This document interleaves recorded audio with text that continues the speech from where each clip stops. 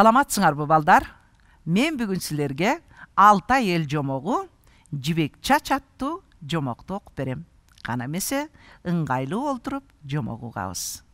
Илгери бир өткөн заманда Жибек чач деген кыз болгон экен.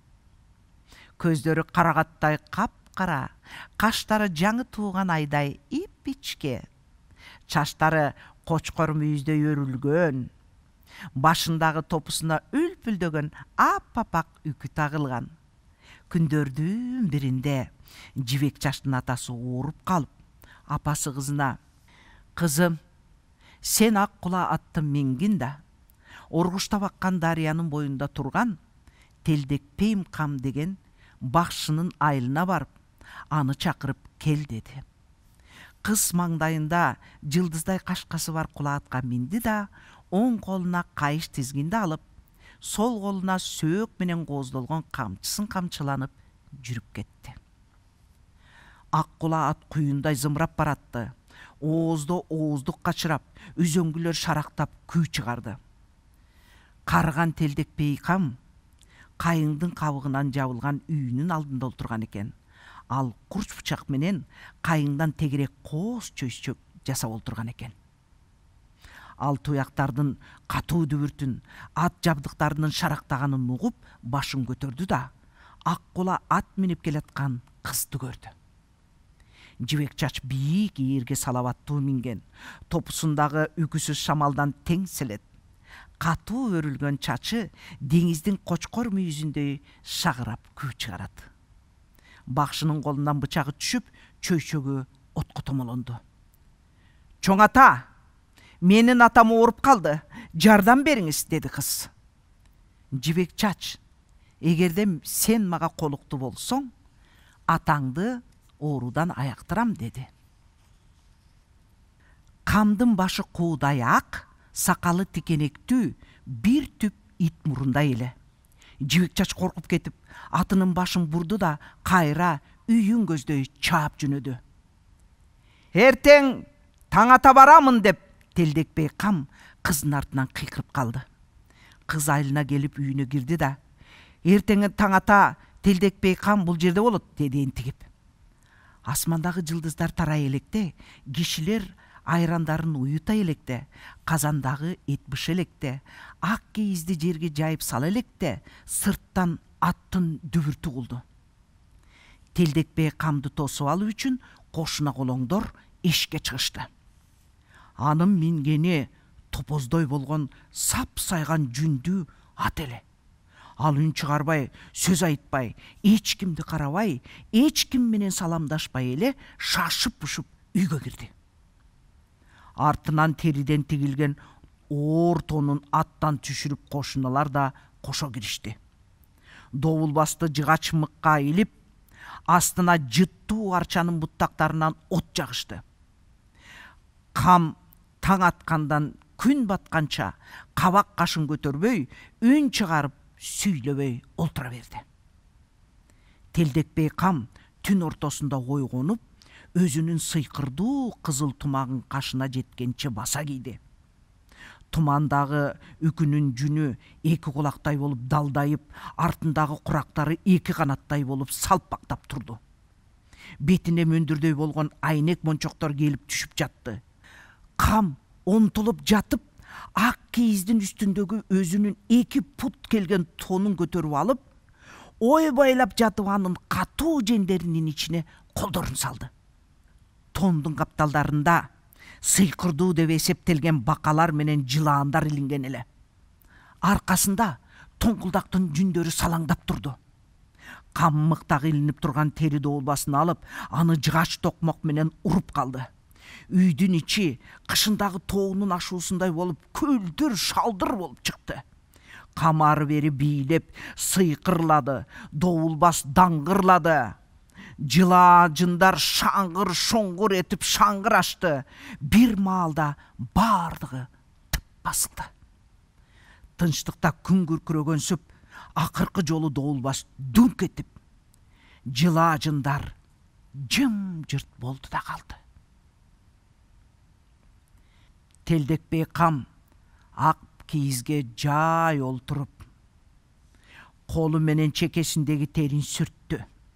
Манжалары менен уйпаланган сакалын оңдоп, жибек чачты бул жерден куугула. Анда жамандыктын жышааны бар. Ал бул жерде болсо, атасы эч качан айыкпайт. Жамандык бул өрөөндөн кетпейт. Кичинекей балдар өмүр бою укташат. Алардын аталары менен чоң аталары эң жаман өлүм менен өлүшөт, деди. Аялдар корккондорунан беттери менен жерге жыгылышты. Абышкалар капа болушуп, алакандары менен көздөрүн басышты. Жибек чачты челекке салгыла, аны 9 темир алкак менен орогула да, түбүн жезмик менен кагып бекиткиле. Оргуштап агып жаткан дарыяга салып жибергиле, деди Телдекбей кам. Телдекбей кам ушинтип айтты да, өзүнүн сап сайган атына минип, үйүн көздөй кетти. «Эй, дарыяга баргыла!» деп кыйкырды ал үйүнө келери менен өзүнүн малайларына. «Суу чоң челекти агызып келет. Ошол челекти кармап мага алып келгиле. Өзүңөр токойго качып кеткиле. Ый уксаңар, артыңарды карабагыла.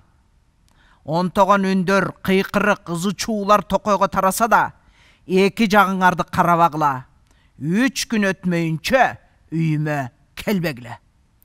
Кыздын конушундагы кишилер камдын айтканын 7 күн, 7 түн орундашкан жок. Алар 7 күн, 7 түн кыз менен коштошуп жатышты. 8-чи күн дегенде гана жибек чачты жаш челекке салышты да, аны 9 жолу темир алкак менен орошту. Түбүн жезмик менен кадашып, оргуштап агып жаткан дарыяга салып жиберишти. Так ошол күнү дарыянын жээгинде жетим балыкчы бала олтурган эле. Ал агып келе жаткан челекти көрдү. Кармап алып, үйүнө алып келди. Балта менен челектин оозун ачып, андагы кызды көрдү. Балыкчы балтаны кандай кармап турса, ошондой боюнча селдейип катып калды. Жүрөгү чегиртке учуп конгондой болду. «Бийкеч, сенин атың ким?» «Жибек чач». Кыз челектен чыгып, балыкчыга ийилип таазим кылды. «Сени бул челекке ким салды?» «Телдекбей кам буйруду». Мындай жоопту уккан соң, көп ойлонуп турбай эле бала ышкырып, илбирстей болгон итин чакырды. Бала итти челекке салды да, түбүн жезмик менен кагып, бекитип, дарыяга салып жиберди. Телдекбей камдын кулдары челекти көрүшүп, суудан алып чыгышты. Кайыңдан салынган ак үйгө алып келишип, керт бакшынын алдына коюшту да, өзүлөрү токойго качып кетишти. Алар так кожоюну айткандай кылышты.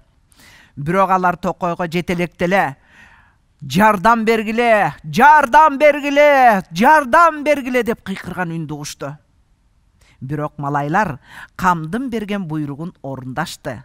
Ыйды, онтогонду угушса да, кылчайып карашкан жок. 3 күн өткөндөн кийин гана алар токойдон камдын үйүнө келишти. Телдекбей кам жерде чалажан болуп жаткан эле. Анын үстүндөгү кийимдери үзүк-үзүк болуп тытылып, түйдөктөлгөн сакалы чаташып, каштары үрпөйүп калыптыр. Ал эми жибек чач ошентип көк алачыкта туруп калды.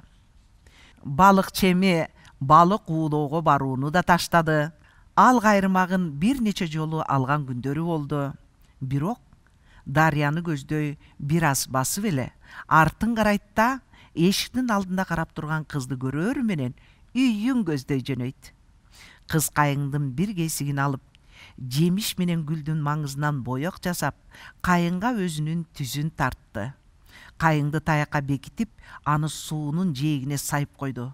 ошондон кийин гана балыкчыга суунун жээгинде олтуруу көңүлдүү боло баштады. Анткени кайынга тартылган жибек жаштын сүрөтү аны кадим эле тирүүсүндөй карап тургандай эле. Күндөрдүн биринде бала кайыңдагы сүрөттү карап олтуруп, кайырмагына түшкөн чоң балыкты байкабай калды.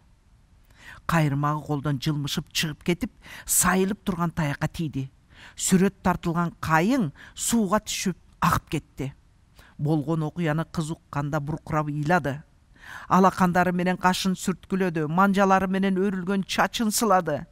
Кимде ким ошол сүрөт тартылган кайыңды тапса, ал бул жерге келет. Тез-тез ал кайыңды кууп жеткин. Тонуңду аңтарып кийгин да, көкөгүзгө минип, сууну жээктеп, чаап жөнөгүн. Балыкчы эчкинин терисинен тигилген тонун аңтарып кийди да, көкөгүзгө минди, дарыяны жээктеп, чаап жөнөдү. Ал эми сүрөт тартылган кайың алыстагандан алыстап, тез агып баратты. Балыкчы аны кууп жете албай калды. Суу сүрөт тартылган кайыңды агызып келип, дарыянын куйган жерине келгенде, ал талга илинип калды. Шаркырап шараккан суунун үстүндө салаңдап турду. Мына ушул дарыянын куйган жеринде, учу кыйырына көз жетпеген жайытта Карахандын конушу жайгашкан эле. Сан жеткис ак кызыл уйлары ушул жердеги калың өскөн чөпкө жайылчу. Бадачылар кызыл талда илинип турган ак кайыңды көрүштү. Жакын келишип карашты да, ооздорун ачып туруп калышты.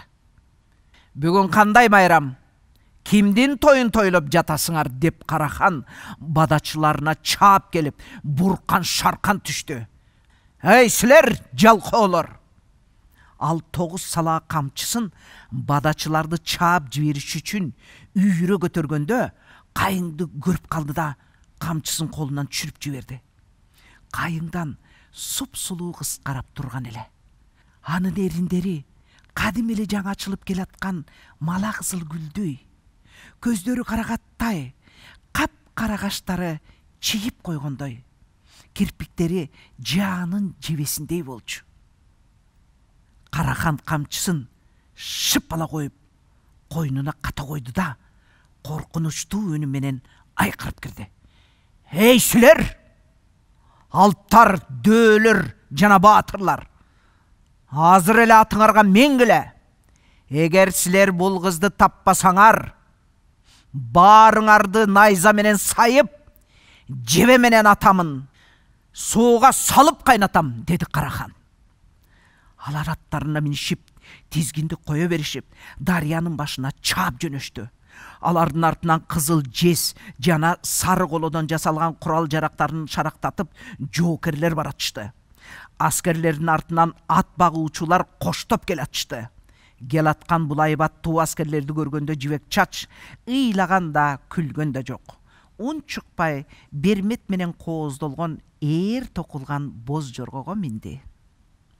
Ошентип жибек чач эч ким менен сүйлөшпөй, сурагандарга жооп бербей, ыйлабай, күлбөй, хандын чатырында олтура берди. Күтпөгөн күндөрдүн биринде жибек чач эртең менен тышка чуркап чыгып, алакандарын чапкылап күлүп, ыйлап жиберди.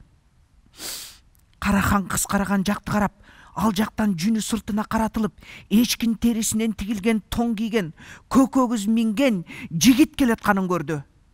Сени күлдүргөн ушул жигитпи, жибек чач? Мен да ушул тытылган тонду кийип, көкөгүздү Сени күлдүргөн ушул жигитпи? Жибек чач? Мен да ушул тытылган тонду кийип, көкөгүздү мингенден коркпоймун.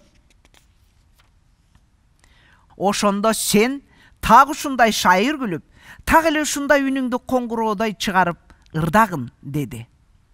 Карахан баланын үстүнөн тонду сыйырып алып кийди да, көкөгүздүн жанына келип, мурунтугун кармап, сол бутун темир үзөңгүгө салды. Мөө!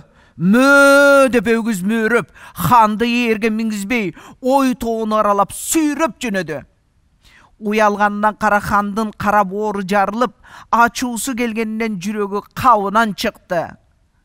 Ал эми жибек чач балыкчы жетим баланы жетелеп алып, экөө өзүлөрүнүн көк алачыгына кайтып келишти да, жыргап куунап жашап калышты. Мына балдар, мен силерге бүгүн Алтай эл жомогу жибек чач аттуу жомокту окуп бердим. Эмесе, эмки көрүшкөнгө чейин саламатта болгула.